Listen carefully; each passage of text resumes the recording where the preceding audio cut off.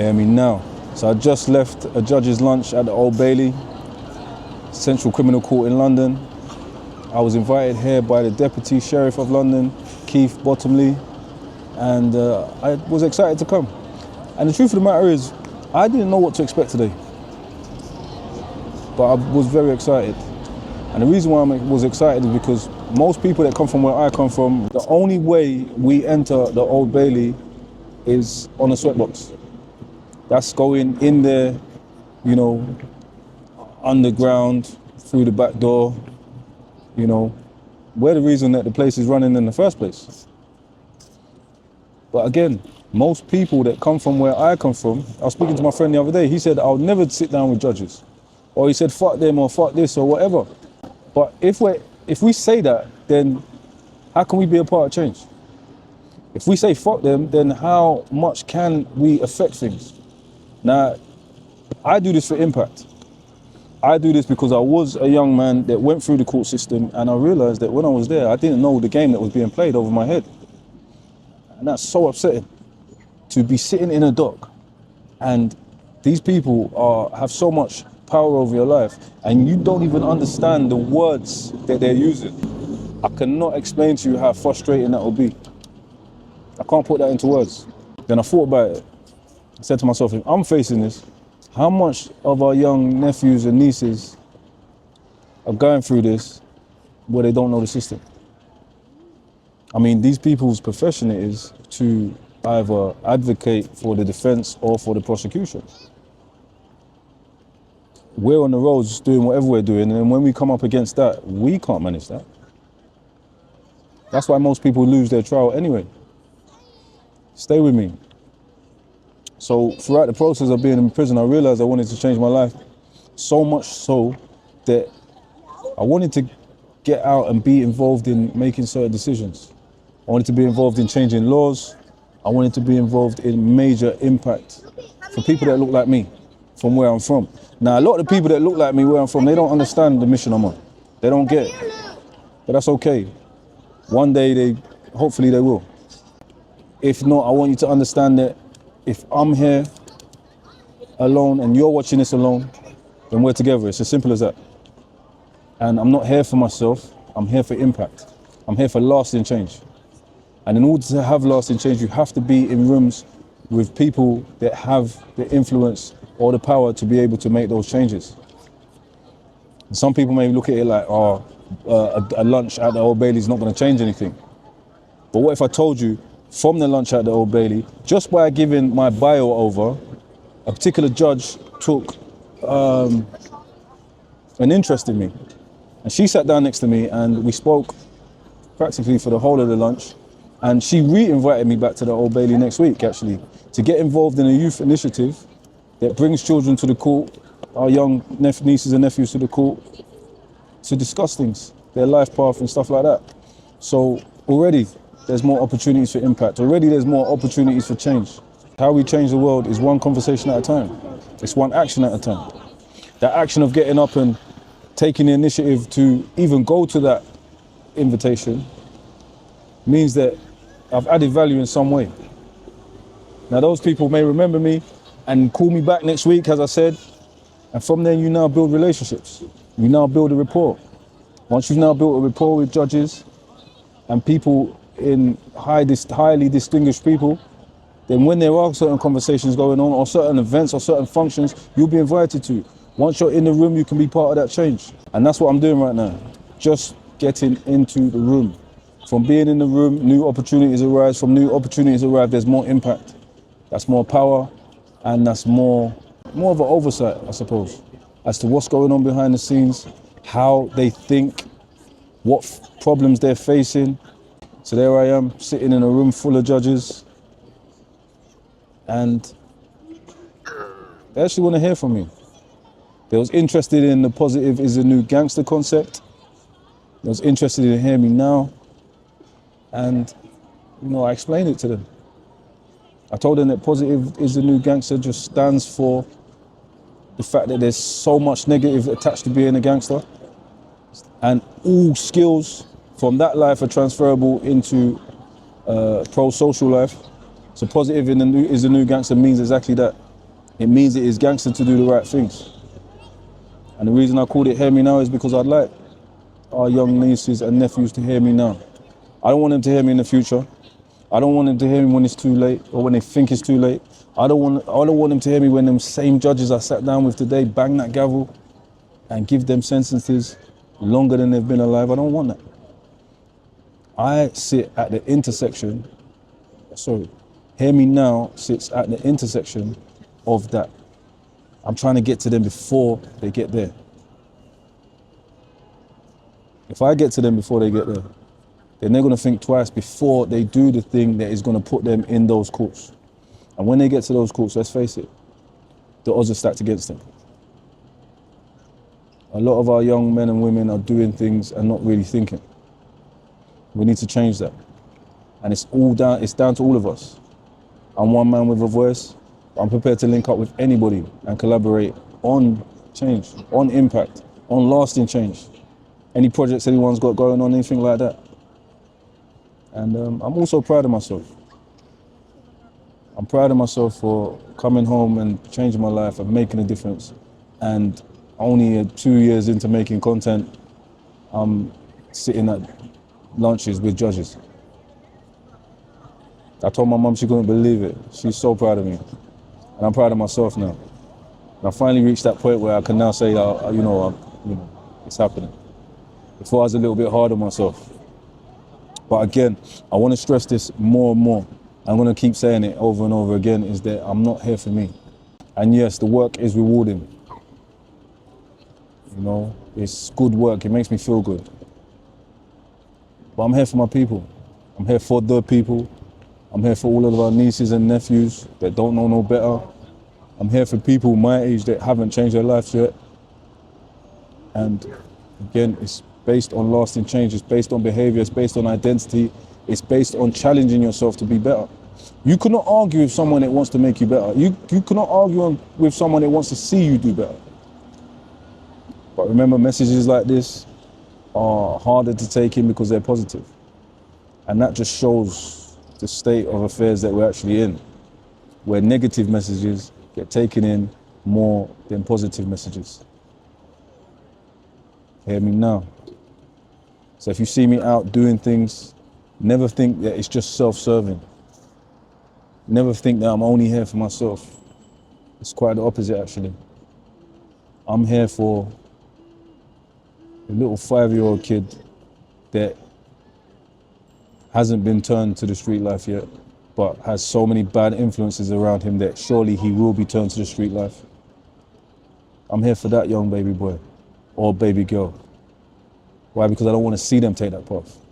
You don't want to see them take that path. You don't want to see your children, your sons, your daughters take this path.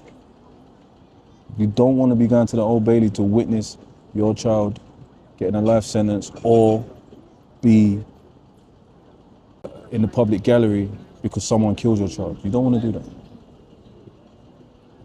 So we do have so many issues involving serious youth violence. We do have so many issues involving violence and crime in general. And that's where I come into it. Again, I'm one man with a voice, so I'm ready to collaborate, I'm ready to link up with anybody. That voice is getting stronger, and that person, me, is getting into more rooms where we can have conversations about change. I run programs, and one of my flagship programs is called Building Bridges, Building Futures. And I run these programs in prisons, currently 4 at the moment. And the reason I call it Building Bridges and Building Futures is because bridges are structures that facilitate communication and movement. And metaphorically speaking, bridges also facilitate healing and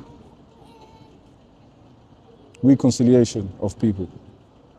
And if you think about us in the neighborhood, we burn a lot of our bridges. So once we burn our bridges, we can no longer facilitate communication and movement. That's a given.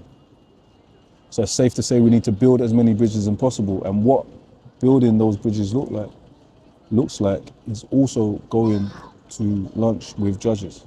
Why? Because I always say it, there's such a gulf between where they reside and they sit, who they judge over, let's think about it, we have to bow to them when we enter the courtroom. I just did. I just went to see, after lunch, we went to a criminal trial. I can't tell you the details, but I was sitting in a court and I actually had the case bundles in my hand. And if you could imagine, that is a huge 360. Why? Because I would have been sitting in a dock and somebody else would be coming to view me like, let's say, an animal. But why bridges is so important? Why? Because the judges are so, there's such a gulf between where the judges reside to where our young men and women are, or young boys and girls are on the street. So we also need to build those bridges. And they're building. More and more judges are visiting prisons. More and more judges are getting their feet on the ground a bit more. And like I said, I was invited to an initiative that's been put on already, and it's already been running in the Old Bailey, where they'd like me to come and speak. You know me, I said yes straight away. And it was just interesting to see how many people were just interested to speak to me, based off a bio, or based off the work I've been doing, based off word of mouth. And that is a stark contrast to the life I used to live. Now, you never see me promoting crime. You never see me glorifying crime. You never see me giving those stories about back in the day. And so many people want me to, but I just don't like doing that. I feel that there's enough people out there to do that. If you want to hear a bad man's story, just go on the internet, you'll find one immediately. My mission here is about what happens after the bad man's story. Hear me now. My mission currently in life is what comes after that. So even when it comes to the internet and going on podcasts and stuff like that, you haven't seen me here, you haven't seen me there, because the truth of the matter is, I didn't want to go on any podcasts or anything like that without any offering. To just get to the end of the podcast and say, oh yeah, I'm a builder now, or something like that. Nothing wrong with being a builder, but I've been building something everlasting, to be fair, because the ethos of my company is to employ prisoners when they come out of prison so they can go and administer this work in schools, in prisons, thus empowering them and giving them a chance in life. So look out for the merchandise that's coming soon. Support the mission. It also helps support a prisoner or support somebody in school. And your purchases will each contribute to a school talk or a prison talk that will help somebody get employed. That's amazing.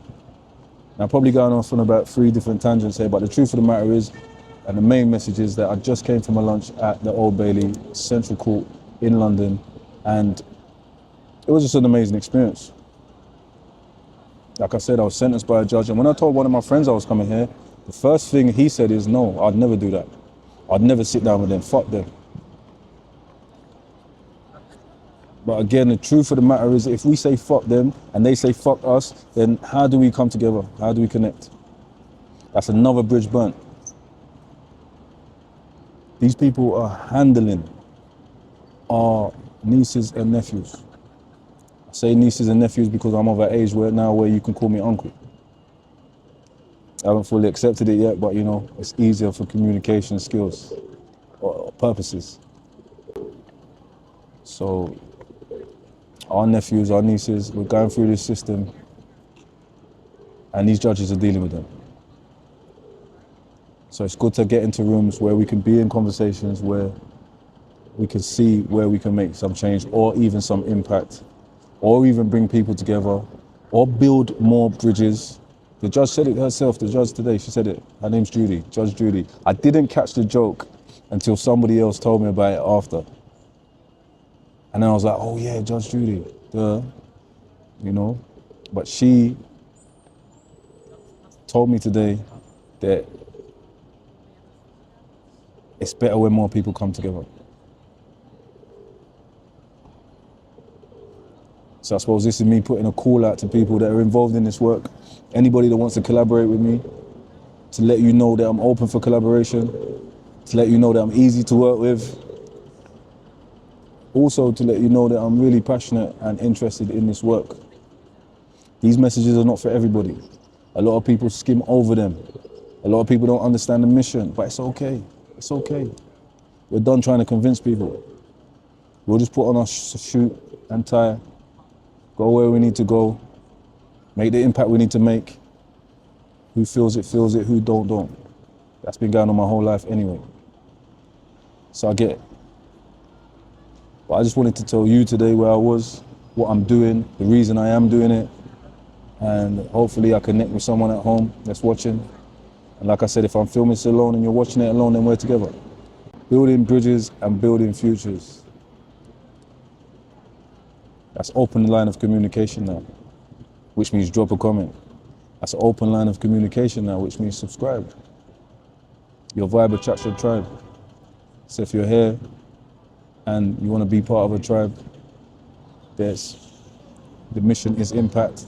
The mission is helping people see their better selves, identity-based, behavioral-based. You know, it's helping people turn up that light that's already burning inside them.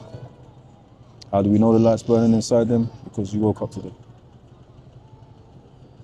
Which means your mission's not over, which means your purpose isn't over, or it hasn't been fulfilled yet. So I'm gonna leave it there anyway. Tons to unpack there, as always. And again, people don't understand the work I do or why I do it. And the reason I do it is because I was lost. And I was trapped in a system that basically no one was coming to save me. I told the judges today, when I got my sentence plan in my first prison, HMP Dovegate, I had 9 years left. And they told me that for my sentence plan, the whole of my sentence, for the next 7 years, there's nothing they can really do for me. All I should do is behave myself on the highest behavioral level, which is enhanced, stay on that level, and then when we get 7 years down the line, you can start doing courses. So can you imagine if I listened to that information there? Can you imagine if I took that advice? If I just didn't rehabilitate myself, if I wasn't proactive, if I didn't just, take the initiative to say, I'm gonna change my life. It's up to me. And that is surely that is the definition of nobody's come to save you. You have to save yourself. So here I am, man, 20 minutes in, passionately telling you that I'm about change, I'm about impact. And I'm one man with a voice, willing to link up with most people that are constructive, that are on their purpose, that are here for change and impact. I will link them any day of the week. Tell me what you got going on, I'll tell you what I've got going on. We come together, we build more bridges, we build more futures. We do what we're meant to do for our younger youth. We show them a good example. A lot of people think it's not their responsibility to show our young youth as an example, a good example. A lot of people think they could do whatever they want and it doesn't matter. They've got no responsibility, they've got no care in the world, they don't want to help the youth at all. But guess what? Our youth are watching you. And what happens with our youth is they pattern what they see. They copy it. Word for word, image for image, caricature for caricature. Don't let that one go over your head. And then when they become the same thing that we've been showing them, we then say stuff like, it's our youth that have got the problem. It's their fault. How can the root be responsible for what the stem's dealing with? We come before them. So therefore it's our responsibility. If you haven't already, like and subscribe and stay with us. Support the mission, join the mission, get involved. And you know how it goes, man. Hear me now, because who don't hear must feel, and who does hear will heal. Positive is the new gangster. And today was at the Old Bailey having lunch with judges. Complete 360 on life. And like Judge Judy actually said, she said, You've earned your seat at the table. You can also earn your seat at any table in the world. Don't let them tell you no different. I was in prison for 10 years straight. She done the maths immediately. I told her I served 10 years of a 14-year EDS sentence. She said, you served extra then? I said, yeah, because of COVID. So if that's me and I can get into those rooms, what can you do who hasn't been to prison? Everybody has a purpose. Everybody has something that they can do, they ought to do, they should do, they've been putting off. If you're seeing this message today, this is your reminder to just go for it. Fuck it. What's the worst that can happen? You get invited to a judge's lunch at the Old Bailey. You become a key holder in a prison. You start running programs in prisons that you've been to and apply to be a key holder in those prisons too. What's the worst that can happen? I don't know. To me, this is success. To me, this is going for the win. To me, this is keeping the main thing the main thing. What's success look like for you? Where are you at currently today? How's things going? Let's check in. I'm out.